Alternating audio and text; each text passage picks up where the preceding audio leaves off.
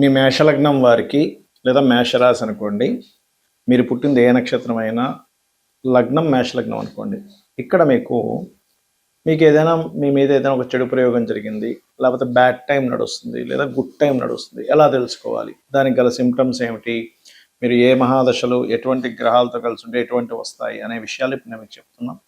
అయితే ఈ యొక్క విషయాలు చెప్తుంది నేనైనప్పటికీ చెప్పిస్తుంది సాక్షాత్ లలిత అమ్మవారిగా భావిస్తూ ఆ లలితాంబిక అమ్మవారి యొక్క అనుగ్రహం మీకు పరిపూర్ణంగా కలగాలని స్ఫూర్తిగా కోరుకుంటూ, ముందుగా ఏంటంటే మీ మేషలగ్నానికి పూర్వజన్మ కర్మకారకుడు ఎవరు అని పట్టుకోవాలి. ఇప్పుడు కూడా ఆ పూర్వజన్మ కర్మకారకుడు కనుక పాడైతే లైఫ్లో చాలా మనం పోరాడాల్సి వస్తూ ఉంటుంది. కర్మకారకుడు కనుక బాగుంటే లైఫ్ పూలపానుగా ఉంటుంది. గుర్తుపెట్టుకోండి. ఎవరు?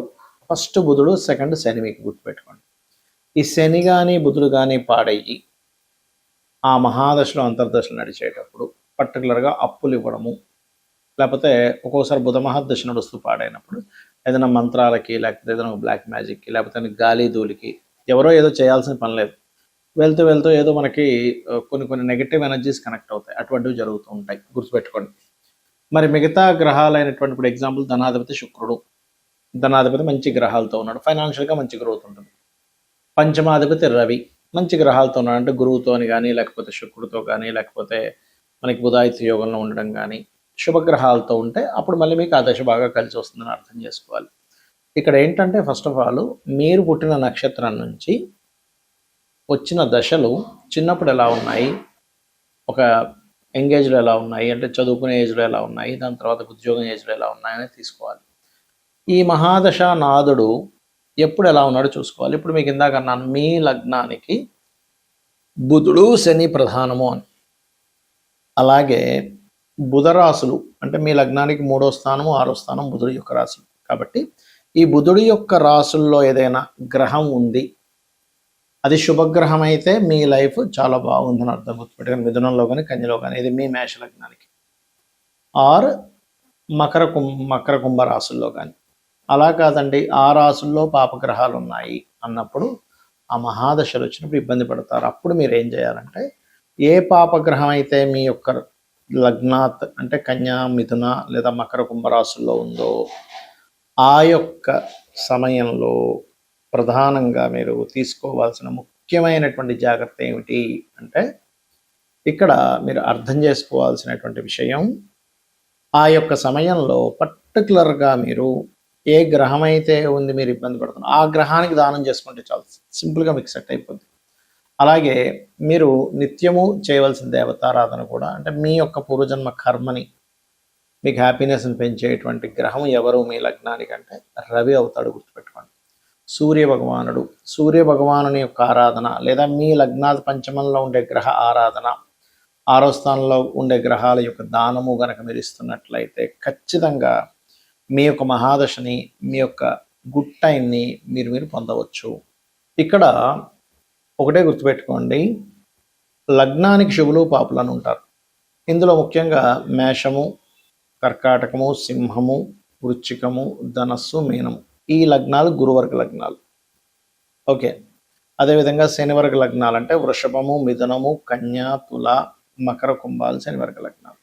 ఇందులో మీద ఏ లగ్నం అయితే ఆ లగ్నానికి శుభులు పాపులను వేరువేరుగా ఉంటారు. అంటే శనివర్గ లగ్నాలకేమో శని, శుక్ర, బుధ, రాహువు శుభులు అవుతారు. గురువర్గ లగ్నాలని చెప్పుకున్నాను కదా, నేను మీకు చెప్పాను కదా, ఏది మేషము, కర్కాటకము, సింహము, వృశ్చికము, ధనుర్మీన లగ్నాలు. వీళ్ళకి శుభులు ఎవరు సర్వసాధారణంగా అంటే, వీళ్ళకి శుభులు చూసుకుంటే కనుక గురువు, కుజుడు, రవి, కేతువు, అదేవిధంగా చంద్రుడు.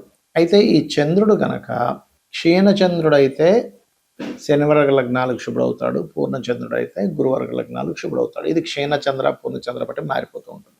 రైట్. అయితే ఇక్కడ ప్రధానంగా ఏంటంటే ఈ గ్రహాలు ఏవైతే ఉన్నాయో, ఈ యొక్క గ్రహాల యొక్క స్థితిగతులు ఏవైతే ఉన్నాయో గుర్తుపెట్టుకోండి. ఈ స్థితిగతులు కనుక మీకు మంచి ఫలితాలు ఇస్తున్నాయి అంటే మీ యొక్క లగ్నం నుంచి మంచి ప్లేసెస్లో ఉన్నాయి.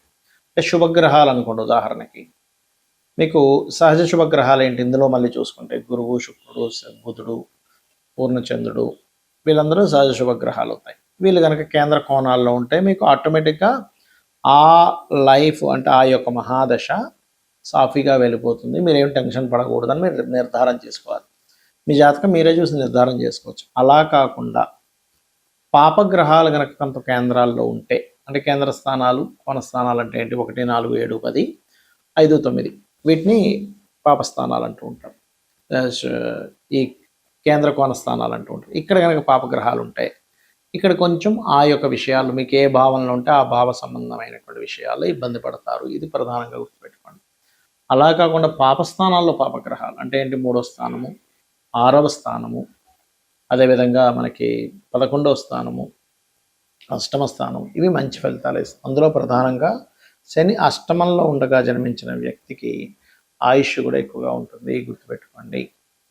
అయితే ఇక్కడ ప్రధానంగా ఏంటంటే చాలామందికి ఒక జన్మజాతకంలో అంటే వారి యొక్క జాతకంలో, ఉదాహరణకి మీ యొక్క జాతకంలో ఈ మహాదశ ఒకటి జరుగుతుంది, దీన్ని రిజల్ట్ ఏమిస్తుంది అనే ఒక చిన్న సంశయం ఉంటుంది. సింపుల్, ఏం లేదు. అది ఏ భావాధిపతి అయ్యాడో తీసుకోండి. ఉదాహరణకి మేషలగ్నానికి 2వ అధిపతి శుక్రుడు, ధనాధిపతి, 7వ అధిపతి కూడా శుక్రుడు, వివాహాధిపతి, చతుర్థాధిపతి చంద్రుడు, రైట్. అండ్ అలాగే పంచమాధిపతి సంతాన కారకుడు, అష్టమాధిపతి ఆయుష్కి యాక్సిడెంట్స్కి కారకుడు, దశమాధిపతి శని కర్మకారకుడు, లేదా లాభాధిపతి తీసుకుంటే వ్యాపార కారకుడు. వీళ్ళ యొక్క రాసుల్లో ఏదైనా పాపగ్రహం ఉండి ఆ మహాదశ నడుస్తున్నప్పుడు, అంటే మీకు ఏదైనా ఒక మహాదశ నడుస్తూ ఆ మహాదశ స్థానంలో ఏదైనా ఒక పాపగ్రహం ఉన్నప్పుడు మీకు అది ఆ మహాదశ అనుకూలించకుండా ఇబ్బంది ఇస్తుందని మీరు అర్థం చేసుకోండి. అలా కాదండి, చక్కగా ఆ యొక్క రాశిలో శుభగ్రహం ఉంది, ఏమి టెన్షన్ పడక్కర్లా. అయితే ఇక్కడ ఏంటంటే ఒక్కొక్క లగ్నానికి పూర్వజన్మ కర్మ ఉంటుంది. మీ లగ్నానికి ఏంటి పూర్వజన్మ కర్మకారకుడు అని చెప్పాను. అది మాత్రం పర్టికులర్గా కీన్గా అబ్జర్వ్ చేయాలి. ఎందుకంటే అదే అసలు మీరు అనుభవించాల్సిందే, అది దానికోసం వచ్చాం భూమి మీదకి. అది ఒక్కొక్కసారి మంచి కర్మ ఉంటుంది, ఒక్కోసారి మనం ఇబ్బంది పడే కర్మ ఉంటుంది, ఒక్కోసారి కొంతమందికి సేవ చేయాల్సిన కర్మ ఉంటుంది, కొంతమందికి రుణపడి వాటిని క్లియర్ చేసుకోవడానికి పుట్టిన కర్మ ఉంటుంది.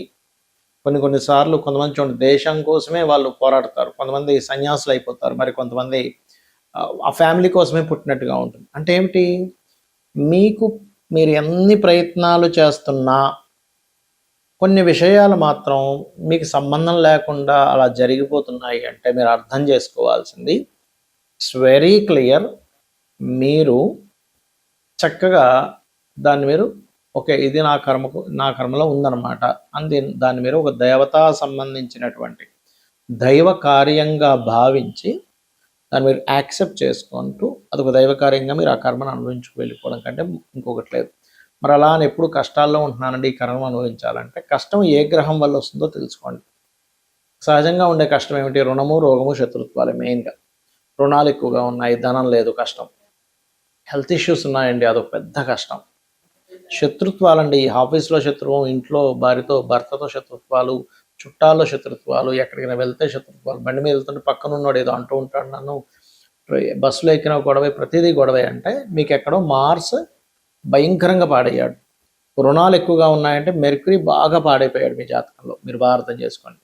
కెరియర్లో సెట్ అవ్వట్లేదంటే శని పాడయ్యాడు. అప్పుడు ఏం చేయండి, ఏ గ్రహం పాడైపోయిందో ఆ గ్రహానికి సంబంధించినటువంటి దానం ఇవ్వండి.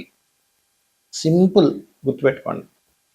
అంటే ఇప్పుడు రవి పాడయ్యాడు, గోధుమలు, చంద్రుడు పాడయ్యాడు, బియ్యము, కుజుడు పాడయ్యాడు, కందులు, బుధుడు పాడయ్యాడు, పెసలు, గురువు పాడయ్యాడు, శనగలు, శుక్రుడు పాడయ్యాడు, బొబ్బర్లు, శని పాడయ్యాడు, నువ్వులు, రాహు పాడయ్యాడు మీ జన్మజాతకంలో, మినుములు, కేతు పాడయ్యాడు, ఉలవలు దానంగా ఇవ్వండి.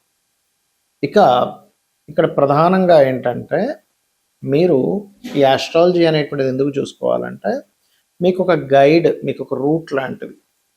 తెలుసుకోకుండా ఏదో రూట్లోకి వెళ్ళిపోయాం, మన గమ్యం ఒక దగ్గరికి చేరుకోవాల్సింది ఇంకో దగ్గరికి వెళ్తున్నాం, అక్కడ రోడ్డు బ్లాక్ ఉంటుంది, మళ్ళీ వెనక్కి వచ్చి మళ్ళీ మన ప్రయాణం ప్రారంభించాలి. అంటే మన ప్రయాణము ఎక్కడా ఆగకుండా ప్రశాంతంగా వెళ్ళాలి అంటే మనకు రూట్ కరెక్ట్గా తెలియాలి. ఆ రూటు, లొకేషను కరెక్ట్గా తెలిస్తే మన ప్రయాణం ఎలా అయితే సాఫీగా సాగుతుందో యాజ్ ఇట్ ఈజ్ ఆస్ట్రాలజీ కూడా ఏం చెప్తుంది అంటే చిన్నప్పటి నుంచి, పుట్టినప్పటి నుంచి ఎండింగ్ వరకు కూడా మీరు చిన్నప్పుడు హెల్త్ ఇష్యూ ఎదుర్కొంటున్నారంటే వాట్ ఈస్ ద రీజన్,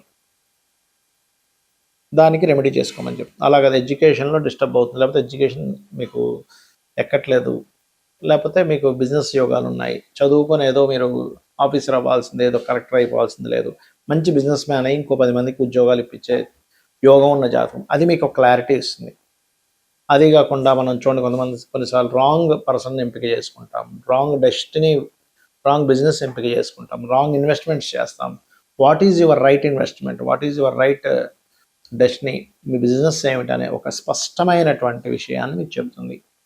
అది నేను మీకు ఇందాక చెప్పినట్టుగా అది చెప్తుంది, కానీ ఒక్కొక్కసారి మనకి దశాలు సరిగా దశ సరిగా లేనప్పుడు, అంతర్దశలు లేనప్పుడు, ఇబ్బంది వస్తున్నప్పుడు అది దశ ఏంటి, ఆ రాశిలో ఉండే గ్రహం ఏంటో తెలుసుకొని దాని పొజిషన్ బట్టి మీరు దానం కనుక ఇచ్చుకున్న, రెగ్యులర్గా లలితా సహస్రనామాలు చేసుకున్నా మీకు ఖచ్చితంగా బాగుంటుంది. శ్రీమాత్రే నమః.